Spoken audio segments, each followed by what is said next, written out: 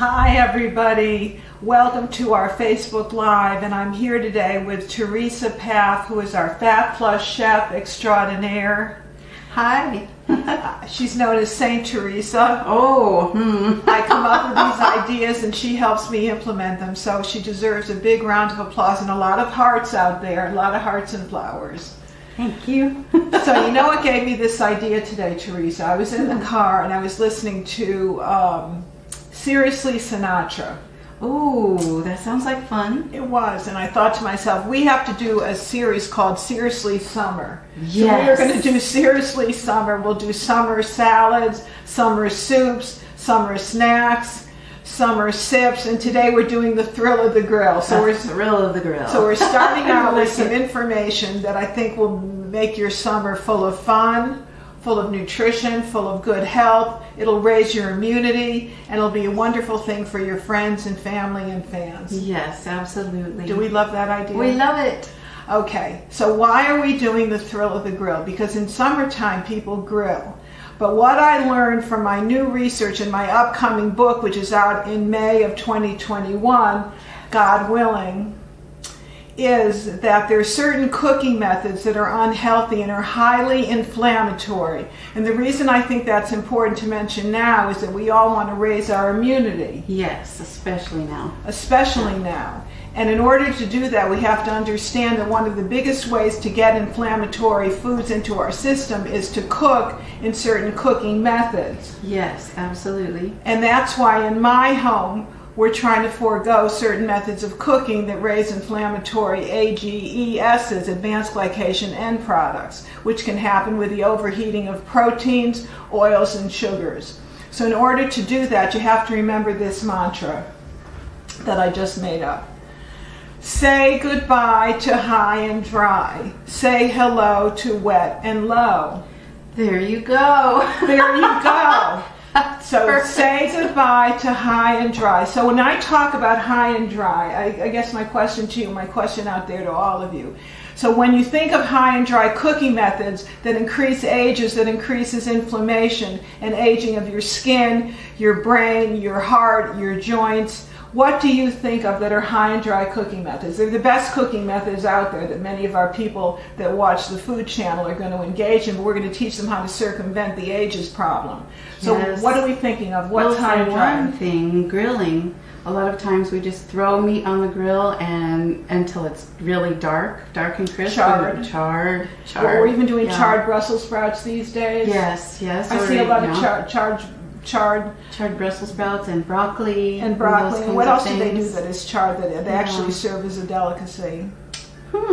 Charred mushrooms, Oh, yes. charred eggplant. And because char gives that wonderful little burnt flavor, but now we know it's not healthy for us. So. No, but there are ways to outsmart that, which we're going to teach you about. So you got the grilling, which is unhealthy unless you Marinate, which we're going to teach you about because that's very, very simple. It'll cut the ages by 50%. And another high and dry method would be roasting. Roasting, yes. Another would be frying, Yes. especially the air frying. Especially the air frying, which we thought at first would be such a wonderful, healthy alternative, and now we know it's not. Now when it comes to ages and the connection with inflammatory conditions. And the reason I know that is I spent over a year and a half writing this book that God willing will be out in May of 2021, Yes. Radical Longevity. We can't wait. Just in case I didn't mention it enough. You didn't get the little message there.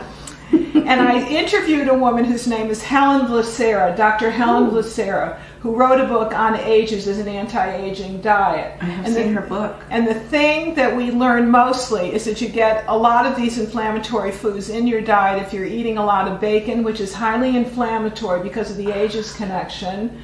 People don't know that. And certain kinds of cheeses because of the aging process. Yes. But the most important way to control the aging, which controls your inflammatory response and the problems with your skin, hair, and nails, and heart and brain, is by the way that you cook.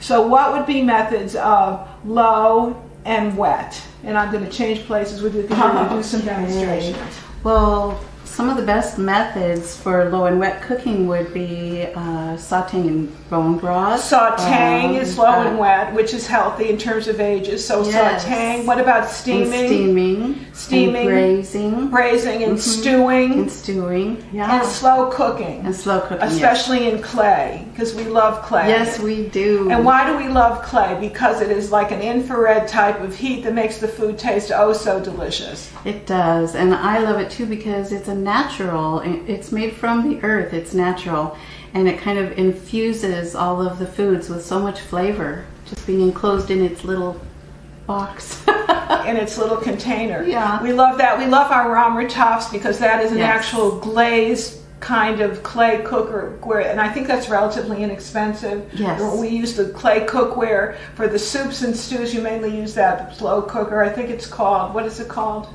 Oh, the Vitaclay. The yeah. Vitaclay. We yeah. love the Vitaclay. We love the Romertoff. We and do. now I'm going to give those for Christmas presents. Ooh, at the end of this year. You're on the list. Unless you're not going to be a good girl. Oh, well, we don't know then. It's up in the air. That's to be determined. Yes. But I think that when it comes to using the low and slow cookware and the cooking, then you would stew, you would steam, you would saute, you would braise, and I have a new cookbook that's going to be coming out. I think it's actually out right now. What's the name of that cookbook we did for Radical Metabolism? Recipes, yes. We're going to link to that in the comments because you'll see some great ways of slow cooking. Yes. But right now, it's summertime. Yes. And it's easy to grill. It's easy to grill if you marinate, because again, that cuts the AGEs by 50%. Would you show us some marinades? I think you've got a bunch of stuff out for here. sure. One thing, we were thinking of grilling some salmon today, and I did want to show you really quickly what we do first, though, if that's okay, Ann Louise.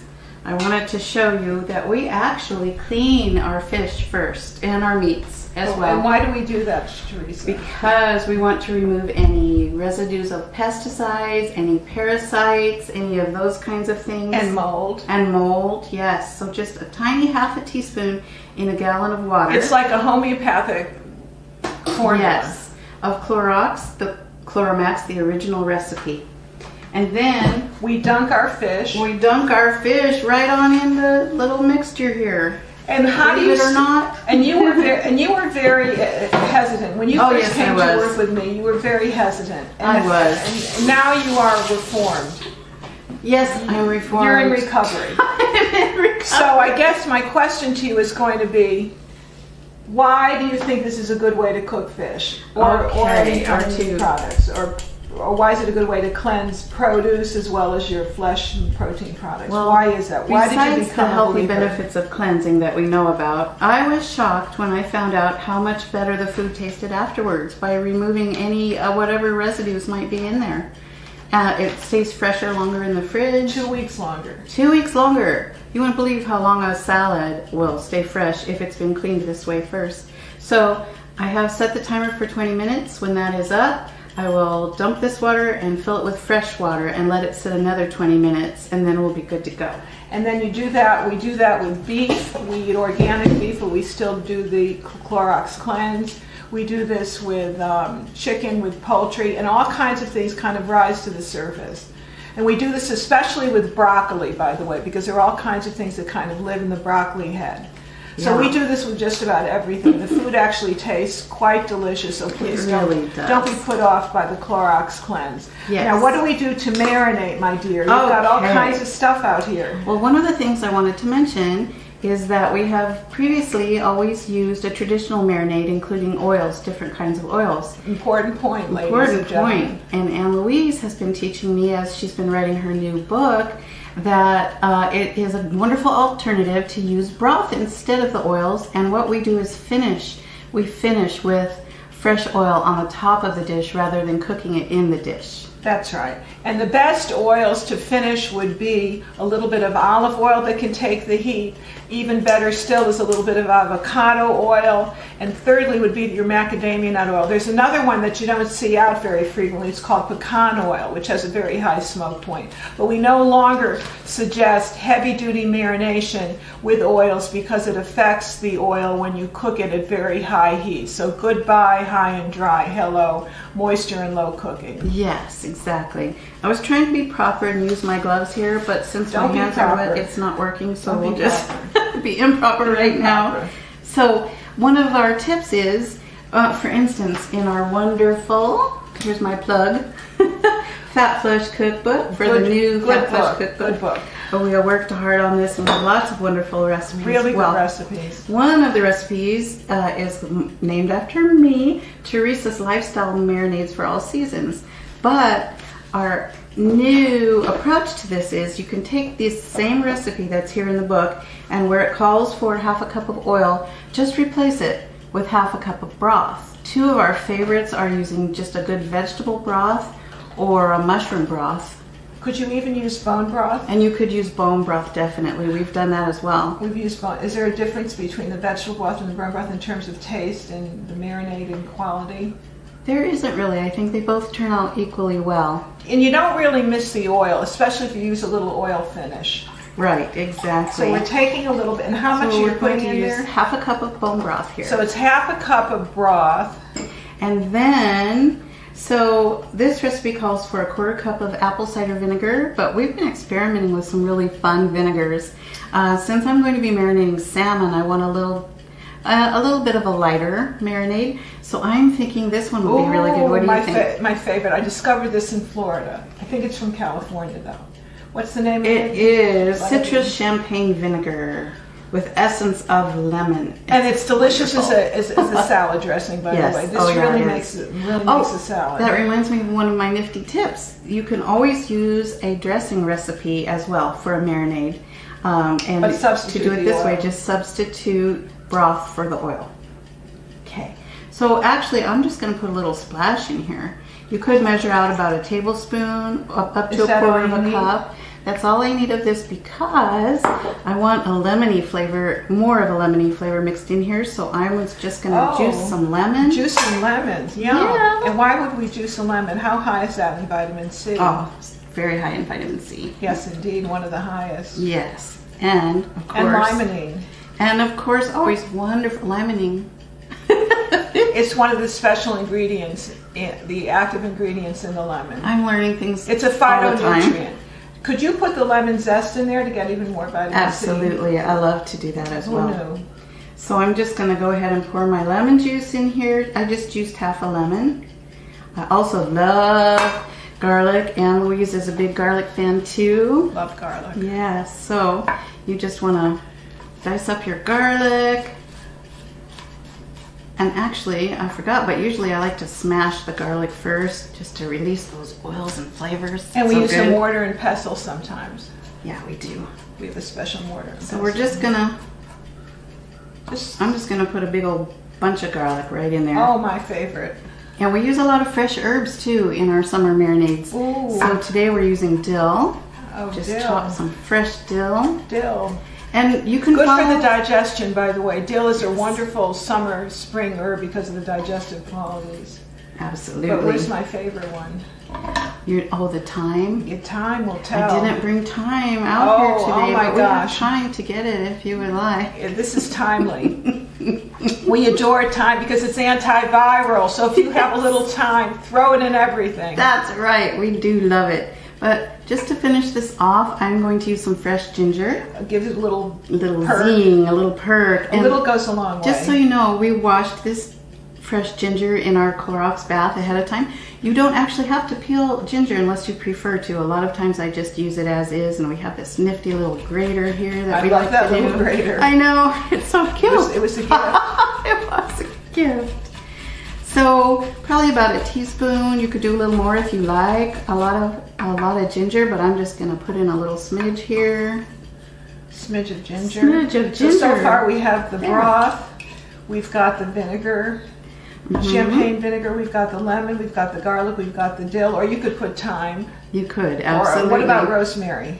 Rosemary is wonderful. A lot of times we'll make a grilled steak salad, and we love to use rosemary and thyme in that one. And for that, I would probably try out one of the other vinegars, like the sherry vinegar that you found. I adore this sherry vinegar. What is the brand name on that? This is Napoleon. We've used their olive oil before too, I think, or at least their olives. Seems to be a good company. And show them the other one that I really adore, which is the Umi one. Oh, that's right. This was a new find to me, and Louise taught me about this. I wasn't familiar with it. But it's Umi plum vinegar from Umaboshi plums. Not sure how you pronounce it. So this is delicious in marinades, and it's a very rich, deep flavor. It's also very, very salty naturally. So you wouldn't want to put any salt into the recipe if you were using this one. So there you have it. I don't have my little wire whisk with me. I would just whisk this up really well. And then when our salmon is done, we'll put the salmon in a Pyrex dish. You don't really want to use plastic. You have to. Now with fish, you don't really want to marinate very long, especially with lemon juice in here and vinegar, because it will actually start to cook the fish. So I'd say 20 minutes, half hour max to marinate your fish. So let's see, what else can I tell you about? Sometimes I'll chop up a few scallions to I put was in our looking for the marinade. time. Oh, we couldn't find the time. I wanted to put some time in there. It's about What do we time. do with the scallions?